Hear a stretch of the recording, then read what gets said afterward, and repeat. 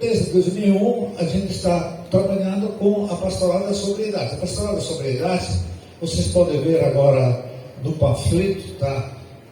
Ela trabalha muito com o grupo de autoajuda, que é mais ou menos a mesma coisa dos Narcóticos Anônimos e dos Alcoólatras Anônimos, só que compreende também assim, os familiares, que são chamados hipodependentes, e trabalha muito na prevenção, assim, focalizando a prevenção na família, porque nós sabemos que a família que está desagregada, está com problemas, a causa do alcoolismo, a causa das drogas ou por outras causas, assim, são um terreno propícios para a pessoa se tornar dependente de drogas. A fuga na droga. Então, para isso que estou aqui para pedir uma boa colaboração da parte da pastoral familiar. A pastoral familiar, ela está presente em muitas paróquias, 70 paróquias me disseram, não? Temos 110 paróquias na nossa diocese, então significa mais da metade, tá? Está presente. A pastoral da sobriedade, como paróquia, ela está presente em 4 paróquias. Né? Então, a nossa proposta agora, nesse encontro que vamos fazer, que em todas as paróquias possa ter um grupo, uma equipe da pastoral da sobriedade que se deveria trabalhar em plena sintonia com a pastoral familiar, sobretudo naquilo que se refere nos casos especiais. Vocês trabalham antes do matrimônio, depois do matrimônio, durante o matrimônio, assim, a vida. Tá. Mas temos os casos especiais, que são as pessoas de segunda união, de terceira união, que estão unidos, que estão cá, assim. Mas também tem os casos das pessoas, das famílias que têm problema severo de alcoolismo, problemas severos dos filhos que são dependentes. Então, assim, a nossa pastoral da sobriedade poderia colaborar isso, tá? Tem um caso específico, tem um caso assim, que precisa visitar uma família, ajudar a família a encontrar um caminho de solução. Assim, isso seria a tarefa principal da nossa pastoral da sobriedade. Vamos fazer um incentivo em todas as paróquias para poder escolher as paróquias, pelo menos 2, 3 pessoas.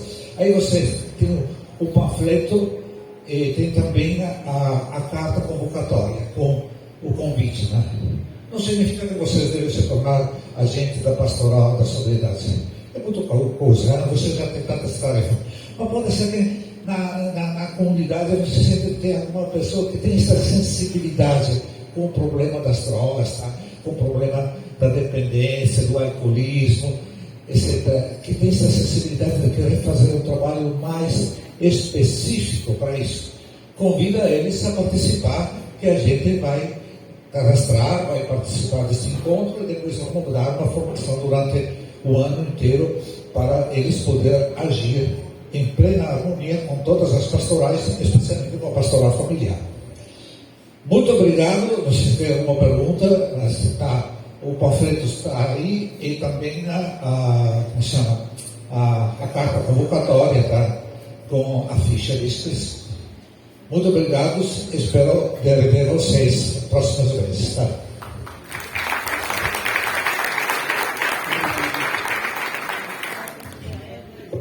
O Serviço Família, ele tem justamente essa missão. Levar as pessoas da nossa arquidiocese a conhecer diversos setores que lutam e promovem a vida. Aqui está o Projeto Raquel e também a Pastoral da Sobriedade. Mas também existe a Pastoral Carcerária, a Ação da Solidariedade Arquidiocesana, também conhecida como a ASA, que leva também ajuda às paróquias através do auxílio jurídico e também auxílio de educação. Aonde nós estamos nos reunidos, é a organização do auxílio fraterno. Algumas pessoas que se encontram em situação de rua são abrigadas aqui. Aí eu pergunto, será que tudo isso que nós estamos conhecendo hoje, nós sabíamos? Significa que nós estamos conhecendo muito pouco as ações pela vida da nossa igreja. Nós damos continuidade, né? Queremos convidar aqui a nutricionista Daniele Neves, que vai trazer para nós a realidade sobre uma alimentação equilibrada para uma gestação também equilibrada. Seja bem-vinda.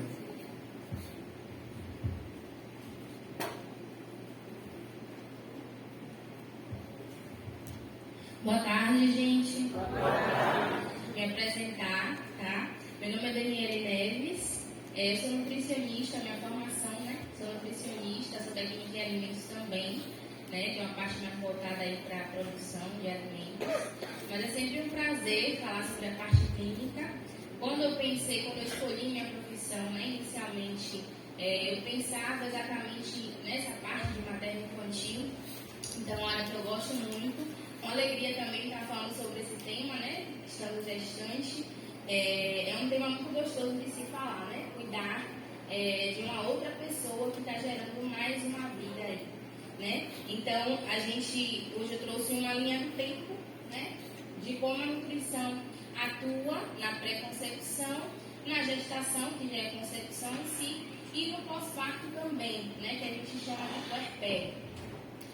O foco que eu trouxe hoje na pré-concepção e na gestação também são os nutrientes que normalmente a gente utiliza, né, que são importantes, na verdade, a gente ter cuidado com os níveis que estão na gestante ou na mulher que está se preparando para gestar, porque são nutrientes essenciais para a formação daquele feto, para a formação daquela nova vida, né, que interfere diretamente na formação daquele indivíduo, né, no corpo também, porque são nutrientes que, vamos dizer assim, competem entre o corpo da mãe, que precisa se manter, né, são nutrientes essenciais, e também tem a divisão que ela serve também esses nutrientes para formar a nova vida, né, para formar o bebezinho.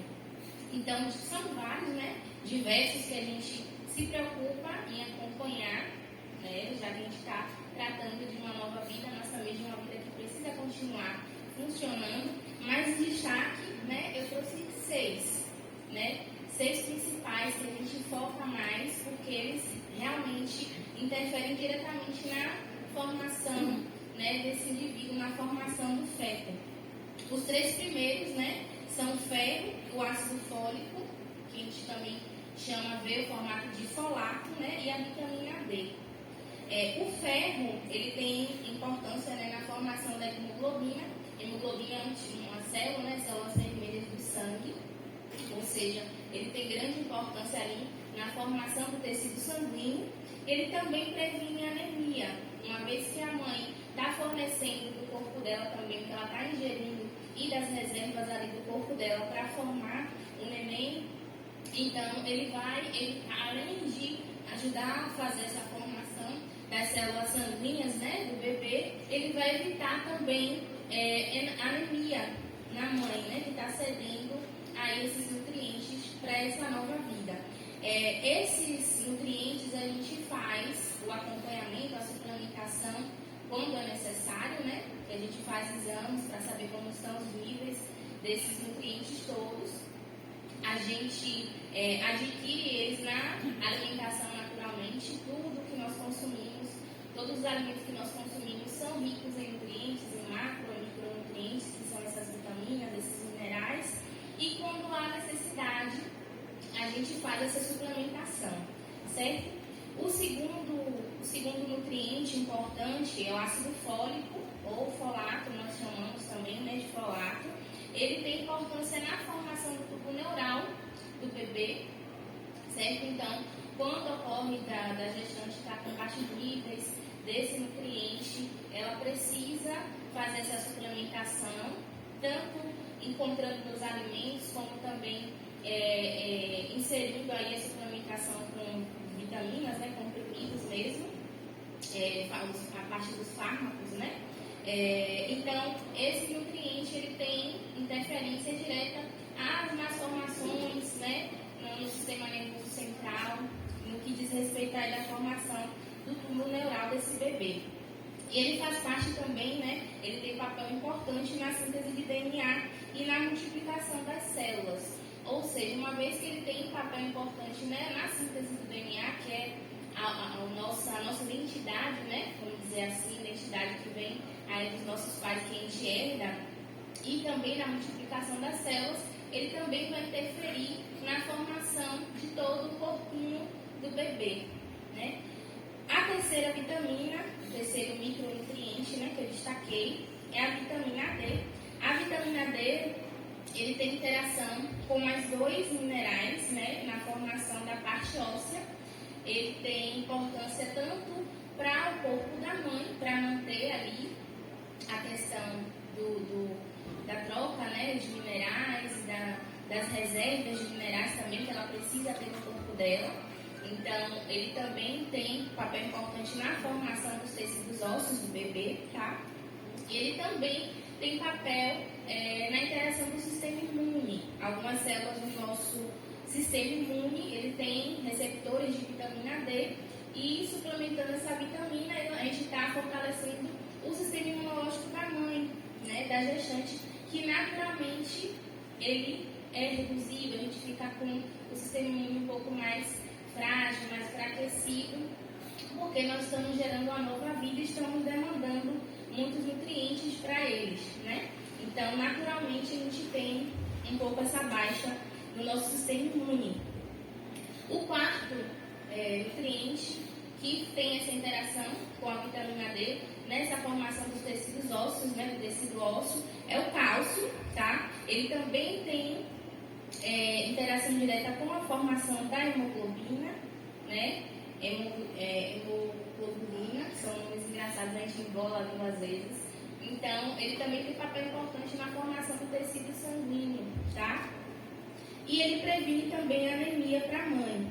A vitamina A e o ômega 3, eles são nutrientes que têm papel na formação do tecido, dos tecidos extracelulares, da pele, do tecido dos órgãos, né, do indivíduo, e faz a manutenção também no nosso corpo.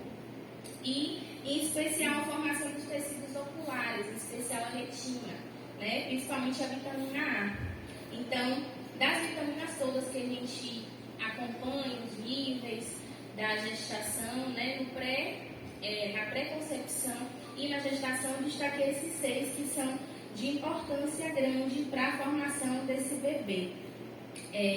A gente faz esse acompanhamento, né, na pré-concepção, porque como esses nutrientes são de grande importância, a gente tem que ver como está os níveis dele, né, antes da mãe conceber de fato, né, o feto, iniciar a gestação, para que não haja nenhuma deficiência, nem para ela, nem para a criança, e evite comorbidades, malformação, outras deficiências que possam não acarretar malformações, mas possam ter outras consequências para a mãe, né, e para o bebê.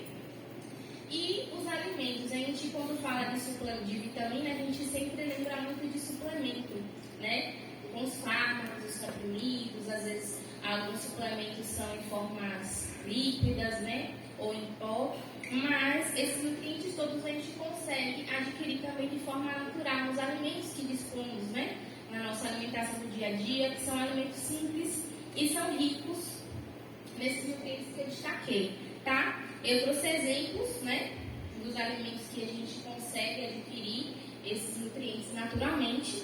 Então, temos o cálcio, né, as fontes os laticínios, né, são fontes grandes de cálcio.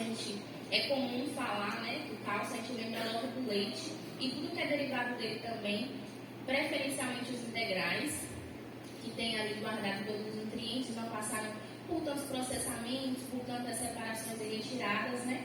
Então, de preferência, os laticínios integrais, as oleaginosas, o grupo das oleaginosas, a gente lembra do amendoim, as castanhas, castanha do Pará, certo? Eles também são ricos em cálcio. E os frutos do mar, marisco, tudo que a gente acha no dia a dia, comida é simples. são ricos nesses nutrientes. Vitamina A gente encontra nas frutas e legumes amarelados ou alaranjados. Normalmente esses alimentos são fonte de vitamina A. A gente tem um joguinho, né, na nutrição que a gente associa, né, os nutrientes às cores dos alimentos. Então, tudo que você vê laranjinha é fonte de vitamina A, ou laranja ou amarelado, certo?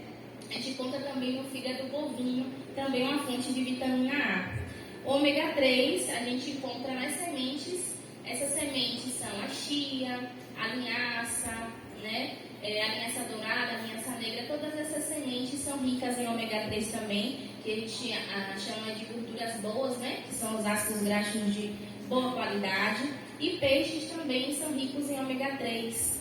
A sardinha, que é um peixe super simples, a gente acha no mercado enlatado. Os bairros de Salvador tem alguns pontos que vendem, né? Comercializam comumente, de forma comum. A sardinha é um peixe barato também, de fácil acesso, né? Atum também é rico em ômega 3. O ferro a gente encontra nos folhosos verdes escuros, mais um exemplo é do joguinho das cores. Os verdes escuros a gente cita o couve, a rúcula, o espinafre. Todos esses alimentos verdes escuros são ricos em ferro. A gente também tem as leguminosas. As leguminosas são o feijão, a lentilha, o grão de bico. E temos as carnes, né? As carnes vermelhas também são fonte de ferro. Porém, tem uma pequena diferença do ferro que a gente encontra nas fontes de animais, né? De carne vermelha, ovos também. E o ferro que a gente encontra nas fontes vegetais, que são os folhosos. A gente chama de ferro M e ferro não M. A diferença de um e de outro é a fácil absorção. O ferro que está na fonte, nas fontes de origem animal, a gente absorve de maneira mais fácil, porque é compatível com o ferro que está já ali na nossa corrente sanguínea, está no nosso corpo. E o ferro que a gente encontra nas fontes vegetais, nos folhosos, em algumas frutas também, nas leguminosas, é um ferro que a gente precisa de uma ajudinha, de um empurrãozinho para poder absorver ele de melhor forma. E aí a gente tem a associação com a vitamina C. Normalmente quando a gente, lembrando da feijoada, né? Unir o útil agradável. A feijoada tem lá o ferro, que é fonte de ferro, o feijão, que é fonte de ferro, as carnes vermelhas, as vísceras também, que a gente utiliza para fazer feijoada, também tem a fonte, ele também é fonte de ferro.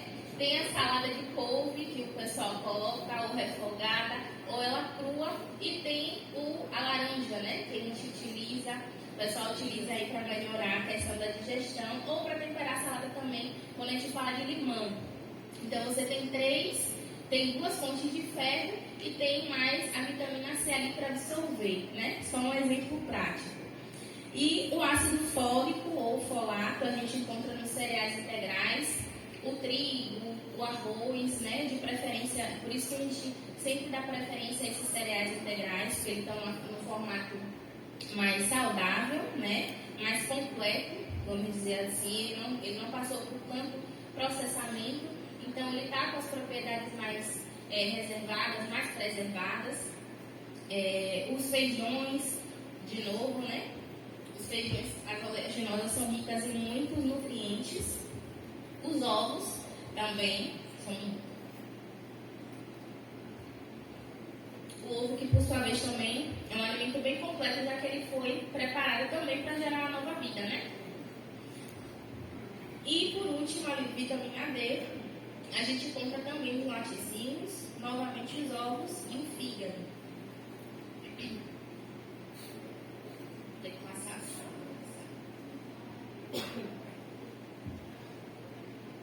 E agora, passando para a parte do acompanhamento nutricional, quando a gente fala da nutrição, o pessoal sempre lembra somente dos macro e dos micronutrientes, né? Suplementação, ver se está tudo ok, com os níveis desses nutrientes que eu falei, mas tem outras decorrências, né? Na gestação, que a gente também acompanha e faz o tratamento. Em algumas situações, precisa fazer tratamento medicamentoso, que aí passa a parte da obstetra, né? Um médico que acompanha essa gestante. mas dá para fazer o tratamento de alguns desses sintomas também somente com a alimentação. Então, eu destaquei os que são mais comuns, né, de forma geral, na população das gestantes. Temos os enjoos, que interferem diretamente na parte do apetite. A motilidade intestinal reduzida é comum, é normal, na verdade, a gente encontrar as gravidinhas que estão aí com um pouco de prisão de ventre. Isso é comum por conta dos hormônios, né? A gente vai ver daqui a pouquinho. Azia e refluxo também é muito comum acontecer na gestação, a partir do segundo até o terceiro trimestre, quando a barriga já está um pouquinho maior. O ganho de peso, que isso é algo comum na gestação, mas tem um controle específico que tem que se fazer, né? Baseado numa classificação que a gente vai ver. Os níveis de glicose também e a pressão arterial, que esses dois últimos podem interferir diretamente na saúde ali da gestante e no parto também, né? Então, o primeiro item, que são os enjoos, né? E a falta de apetite, o enjoo, na verdade, interfere no apetite, é comum acontecer no primeiro trimestre, nos primeiros meses, nas primeiras semanas, né? Ela pode ocorrer com algo muito específico, né? Cheiros específicos ou alimentos específicos. Tem gestante que enjoa de algum alimento específico, tem gestante que enjoa, fica muito sensível a cheiro de comida, cheiro de perfume, enjoa de muita coisa. Algumas são mais tranquilas, mas é muito comum socorrer com enjoos. E ela pode continuar, né? Algumas gestantes enjoam de alimentos específicos e esse enjoo perdura depois da gestação. Tem mulher que enjoa de café, tem mulher